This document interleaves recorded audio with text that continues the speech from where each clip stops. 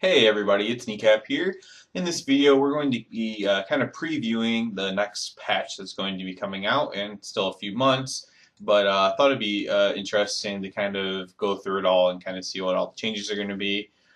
Even though I don't like to look ahead personally, and I kind of hesitate on making this video, but there are a lot of pretty cool changes coming into it. I'll start off by just kind of going through the actual released patch notes. Um, I'll put links in the description of where I'm reading this stuff from, but these are the actual release PTR patch notes. So they added some new features. So Demon Assault, I'm guessing this can be very similar to like the pre-event for Legion. Burning Legion is assaulting Azeroth with renewed determination. Look for broken isle zones to come under attack, fight to drive the Legion back, and defend the lands of your new allies. So I'm guessing it's going to be the same kind of thing where there's going to be invasion points and you go to them and clear them, and you'll probably get some, like, I don't want to say crappy, but not very good gear and maybe some other stuff from doing it, would be my guess without playing on the PTR. There's another battle pet dungeon.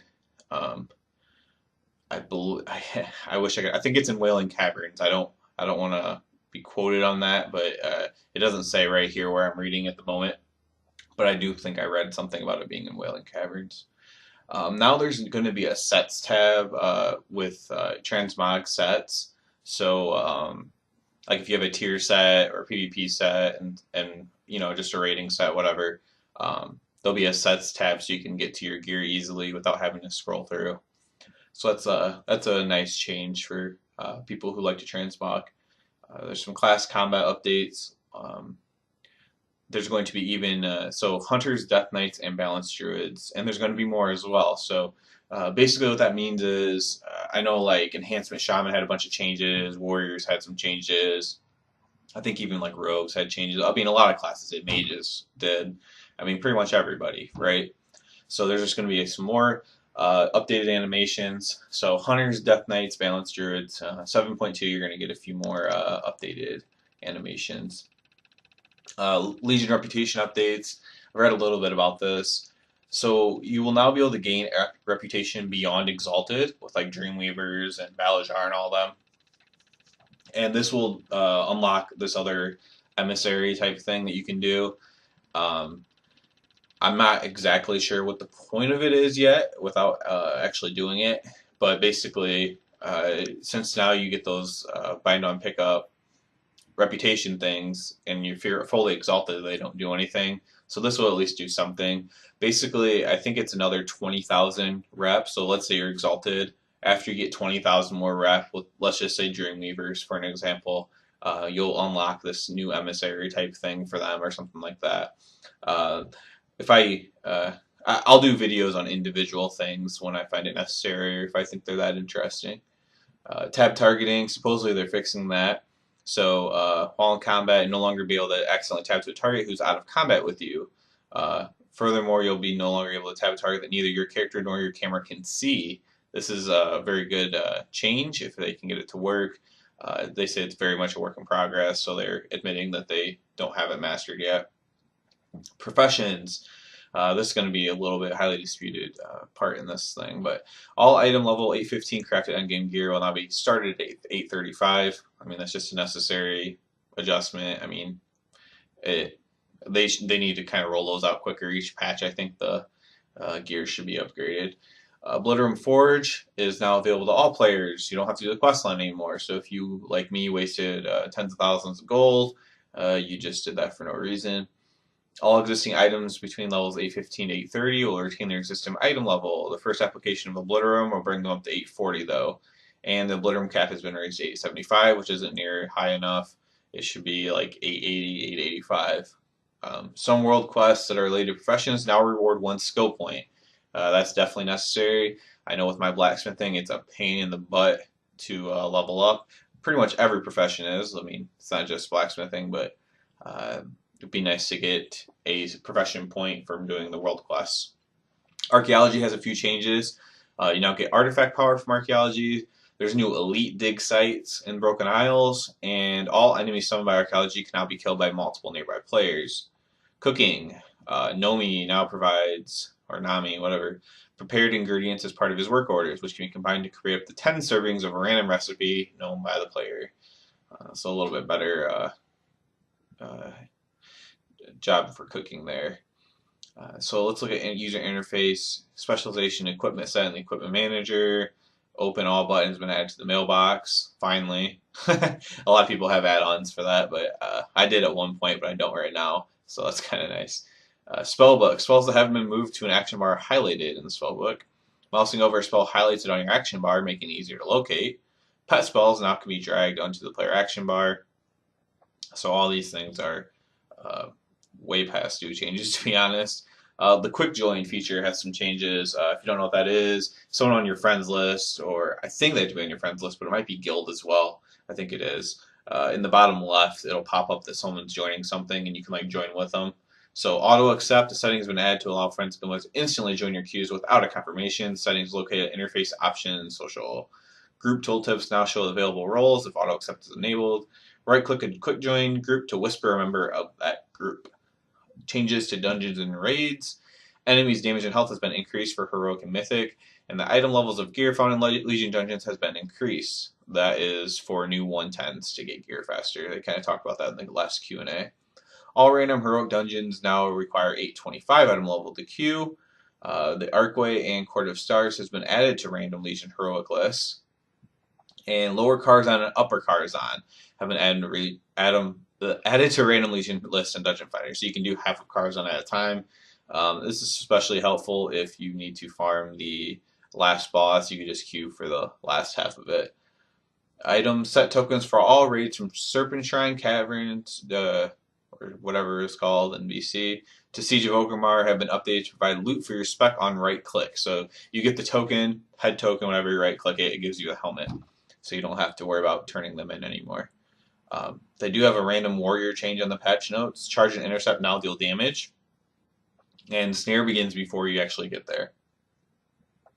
World Quest. Broken Isles World Quest now scaled to item level 860. It was capped at 845. What that means, that's a big change.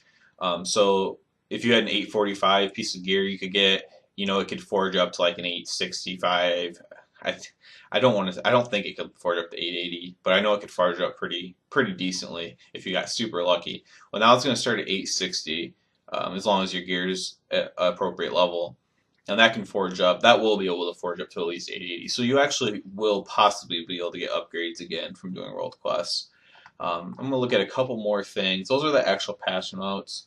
Let's look at the model changes and mounts in this thing. So it looks like there's like a new little Pepe, Illidari Pepe, new Guardian Druid artifact form.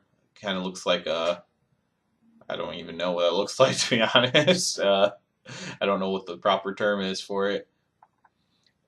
There's new mounts. The Zeppelin mount, that's pretty cool. Tomb of Stars Aegis mount is an Abyss Worm. That's pretty cool. Again, I'll put a link to these in there, so everyone can have a chance to see these if they want to. Class mounts will be available. If you don't know about class mounts, again, I might do a separate video just on those, kind of get more into it. So they kind of go over the class mounts a little bit as well.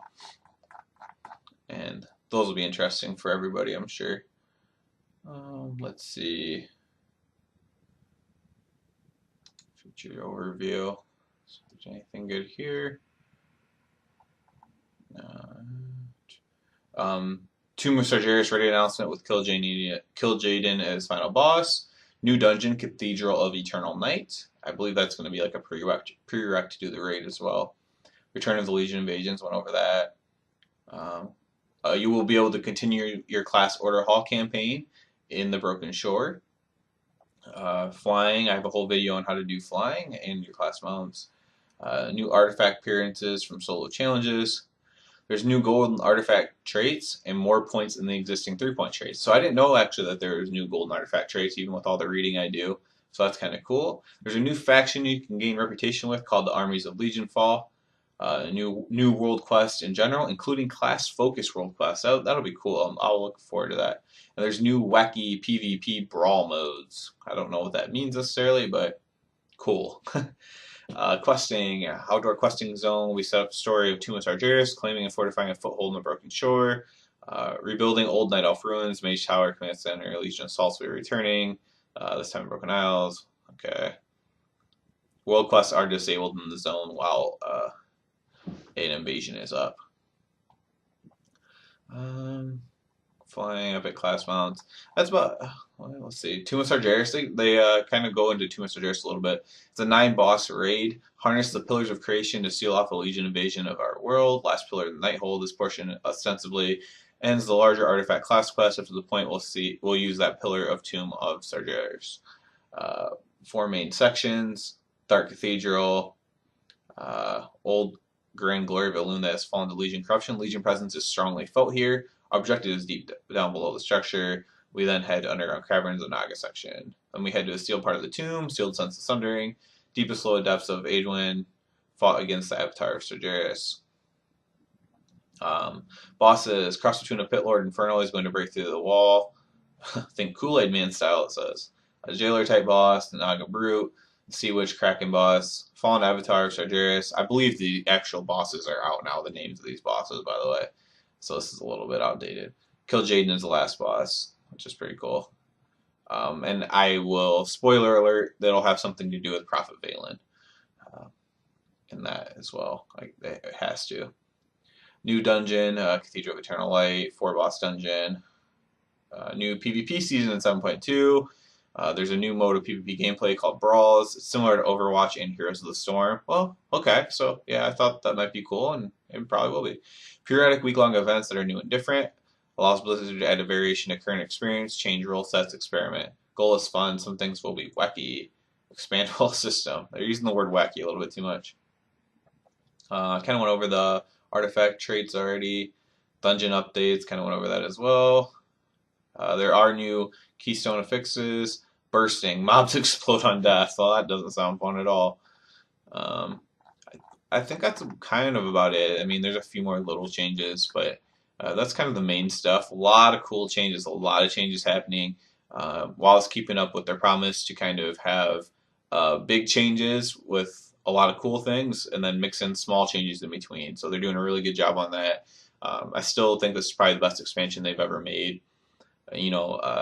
Wrath might be close for me. Everyone has their own favorite, and usually it's the one where they started playing.